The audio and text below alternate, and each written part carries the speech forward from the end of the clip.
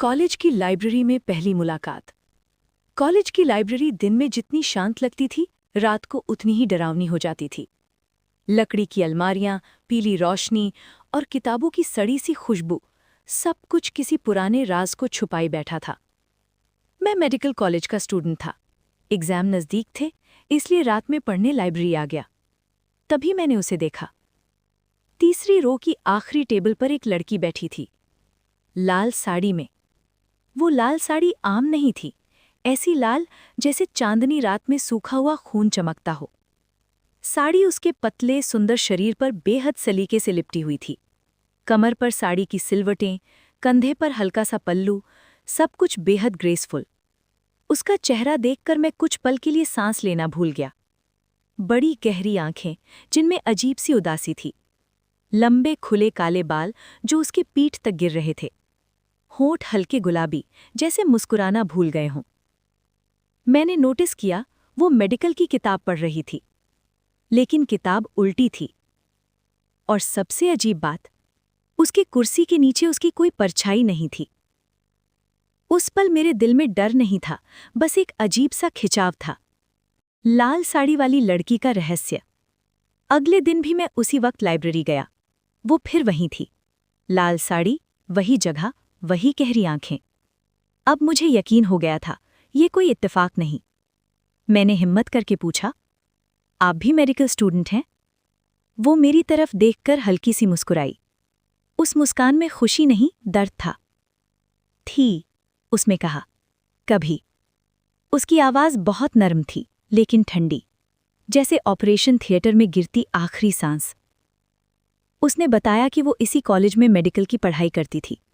बहुत मेहनती थी, लाइब्रेरी में रात रात भर पढ़ती थी। फिर एक रात स्टोर रूम में लाइट चली गई, सीढ़ियों से गिर गई, चीखी, लेकिन कोई नहीं आया। मैं यहीं मर गई, उसने धीरे से कहा। तभी मैंने देखा, उसके पैर जमीन से कुछ इंच ऊपर थे।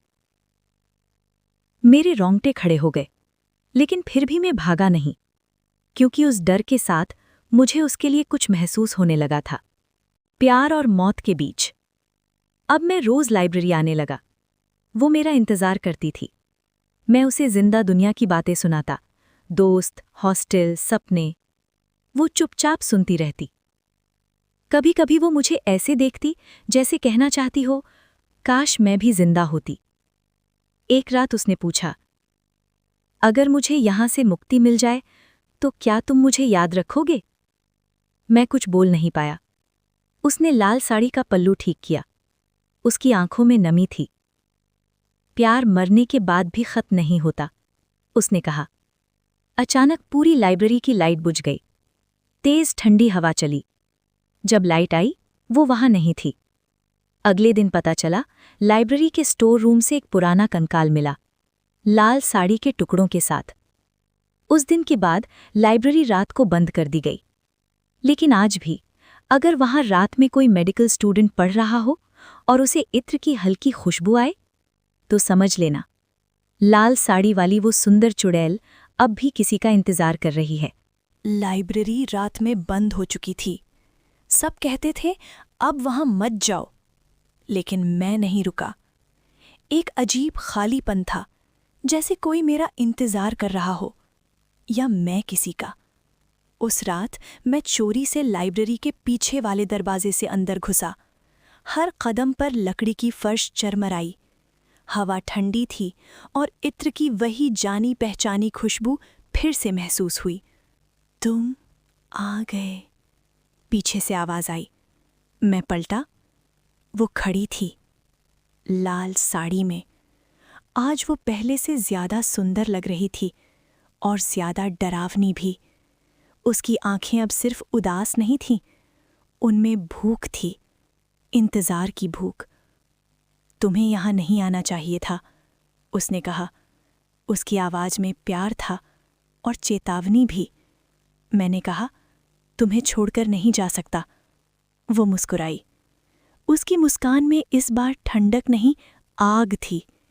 लाइब्रेरी की सारी किताबें अपने आप हिलने लगीं, जैसे कोई अदृश्य ताकत जाग चुकी हो। उसने मुझे स्टोर रूम की तरफ इशारा किया।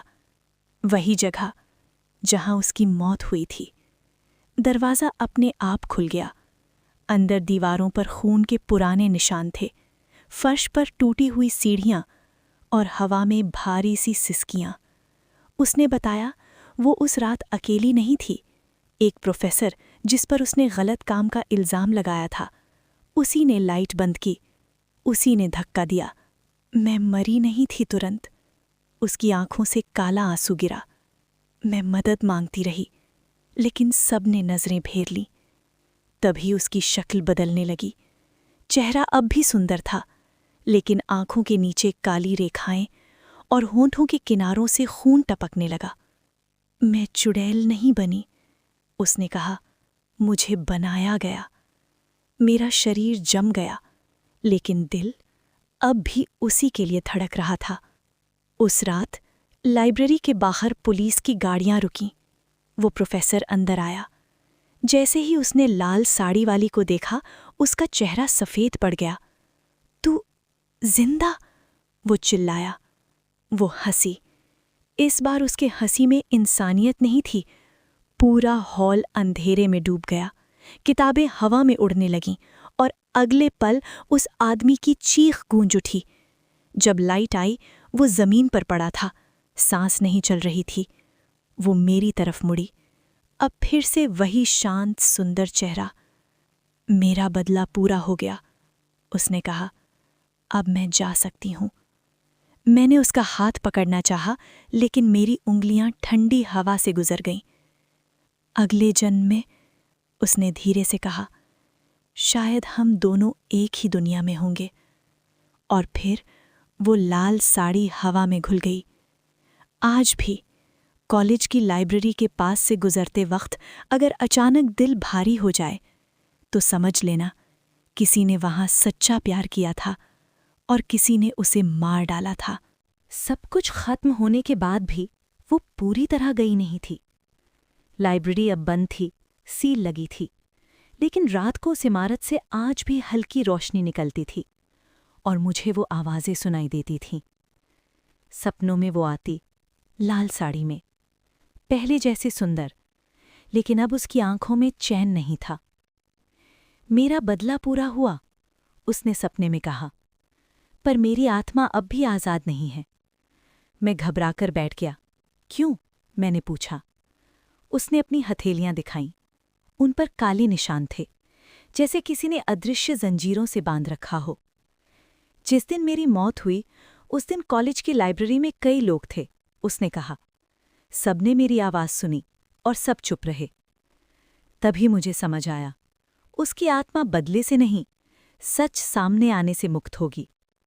मैंने हिम्मत जुटाई, कॉलेज के पुराने रिकॉर्ड खंगाले, लाइब्रेरी के सीसीटीवी, बंद पड़ी फाइलें, गवाहों के बयान।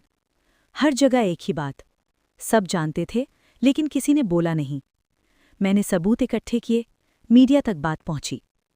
कॉलेज में हड़कंप मच गया। पुराने प्रोफेसर, स्टाफ, सबके चेहरे से नकाब उतरने लगे। उसी रात वो आखिरी बार लाइब्रेरी में आई। लाल साड़ी अब पहले जैसी चमकदार नहीं थी, थोड़ी फीकी, जैसे सुबह होने वाली हो। उसने मुझे देखा और पहली बार सच्ची मुस्कान दी। तुमने वो कर दिया जो मैं जिंदा रहकर नहीं कर पाई, उसने कहा। मैंने पूछा, अब तुम जा पाओगी? वो बोली, हाँ, लेकिन जाने से पहले एक सवाल है। उसने मेरी आंखों में देखा। अगर मैं इंसान होती तो क्या तुम मुझसे प्यार करते? मेरे पास कोई जवाब नहीं था, क्योंकि जवाब मेरी आंखों में था। उस रात लाइब्रेरी में हवा नहीं थी, फिर भी लाल साड़ी धीरे धीरे हिल रही थी। उसने मेरी तरफ एक कदम बढ़ाया। इस बार उसके पैर जमीन को छू रहे थे। बस कुछ पल के लिए, उसने कहा। मैंने हाथ बढ़ाया।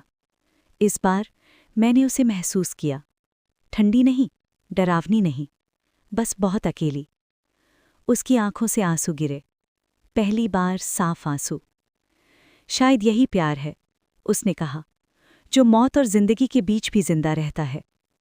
धीरे धीरे उसकी देह रोशनी में बदलने लगी। लाल साड़ी हवा में घुलने लगी, जैसे किसी ने उसे आसमान में उड़ा दिया हो। मुझे भूलना मत, उसकी आवाज़ दूर होती गई, लेकिन मेरे लिए रुकना भी मत। अगली सुबह लाइब्रेरी के सामने एक छोटा सा फूल खिला था, लाल। आज भी अगर कोई मेडिकल स्टूडेंट रात में देर तक पढ़ता है और अचानक दिल बहुत भारी हो जाता है, तो समझ लेना किसी की मोहब्बत वहां अब भी सांस लेती है, लेकिन उसकी आत्मा आखिरकार मुक्त हो चुकी है।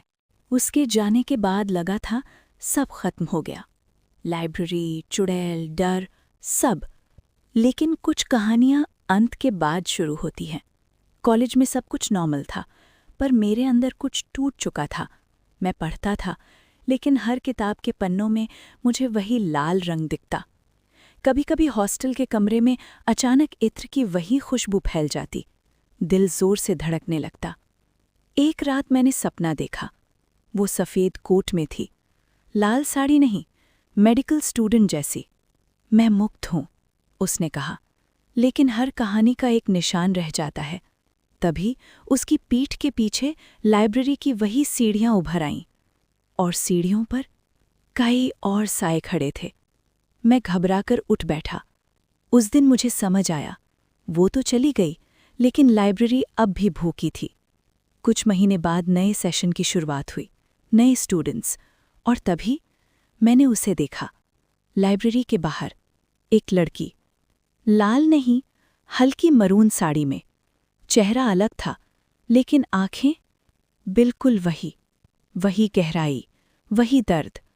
उसने मुझे देखा, कुछ सेकंड रुकी, जैसे पहचानने की कोशिश कर रही हो, फिर हल्की सी मुस्कान दी। उस दिन के बाद वो रोज लाइब्रेरी आने लगी। मेडिकल की किताबें, वही तीसरी रो, लेकिन इस बार उसकी परछाई थी। उसके पैर जमीन पर थे। फिर भी कभी-कभी लाइट अपने आप झपक जाती। लोग कहते पुरानी लाइब्रेरी अब भी सुरक्षित नहीं है, और मैं जानता था, क्योंकि कुछ आत्माएं जन्म बदल लेती हैं, मोहब्बत नहीं। एक शाम उसने मुझसे पूछा, क्या आपको लगता है कुछ जगहें लोगों को याद रखती हैं? मैंने उसकी आंखों में देखा और पहली बार मैंने सच बोला, हाँ, और कुछ लोग भी।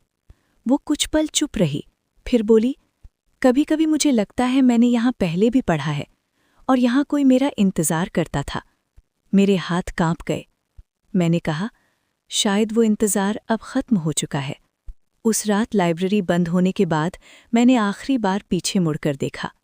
सीढ़ियों के पास हवा में एक पल के लिए लाल साड़ी लहराई, लेकिन इस बार कोई डर नहीं था, बस एक एहसास था कि मोहब्बत अगर सच्ची हो तो वो चुड़ैल को भी इंसान बना देती है।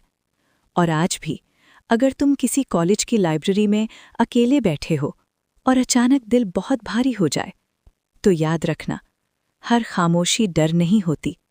कुछ खामोशियां किसी अधूरी मोहब्बत की आखिरी सांस होती हैं। नई लड़की के आने के बाद सब कुछ सामान्य दिखने लगा था, लेकिन लाइब्रेरी अब भी रात को सांस लेती थी। एक रात में देर तक पढ़ रहा था, पूरा हॉल खाली था। तभी किताबों के बीच से फुसफुसाहट आई, हर आत्मा को दूसरा मौका नहीं मिलता। मेरी रूह कांप गई। मैंने पीछे मुड़कर देखा, स्टोर रूम के दरवाजे पर एक परछाई खड़ी थी, वही लाल साड़ी, लेकिन चेहरा धुंधला। उसकी आवाज़ भारी थी, पहले जैसी नहीं। मैं वो नहीं हूँ जिसे तुम जानते थे, उसने कहा। मैं इस जगह की भूख हूँ। मुझे समझ आ गया, वो आत्मा मुक्त हो चुकी थी, लेकिन लाइब्रेरी में उसकी मौत की याद अब भी जिंदा थी।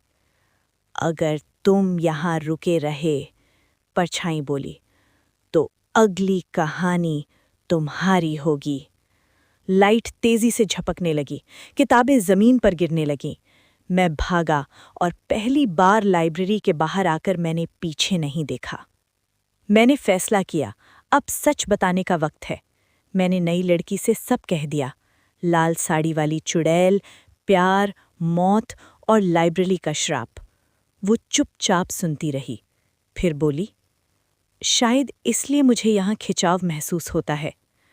उसने अपनी कलाई दिखाई, एक हल्का सा निशान, सीढ़ियों से गिरने का निशान। मेरी सांस अटक गई। पर मैं वही नहीं हूँ, वो बोली। मैं सिर्फ यादों का असर हूँ, और मैं जिंदा रहना चाहती हूँ। उसी रात कॉलेज ने फैसला लिया, पुरानी लाइब्रेरी को हमेशा के लिए बंद कर दिया जाएगा। तोड़ी जाएंगी सीढ़ियां, जलेंगी पुरानी फाइलें। जब आखिरी बार बुलडोजर चला, हवा में एक तेज चीख गूंजी, लेकिन वो चीख इंसानी नहीं थी। लाइब्रेरी अब नहीं है, उसकी जगह एक खुला मैदान है। नई लड़की अब डॉक्टर बन चुकी है, जिंदगी में आगे बढ़ चुकी है, और मैं भी।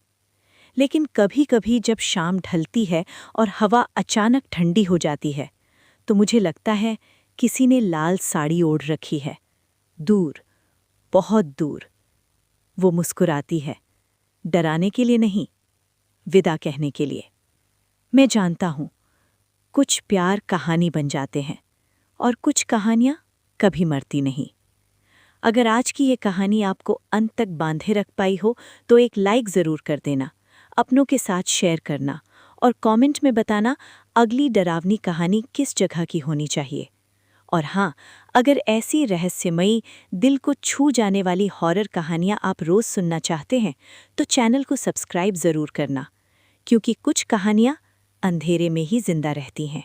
अगर आपको ये कहानी डरावनी लगी हो तो लाइक ज़रूर करें और इसे शेयर करें, क्योंकि शायद अगला नंबर उनका हो।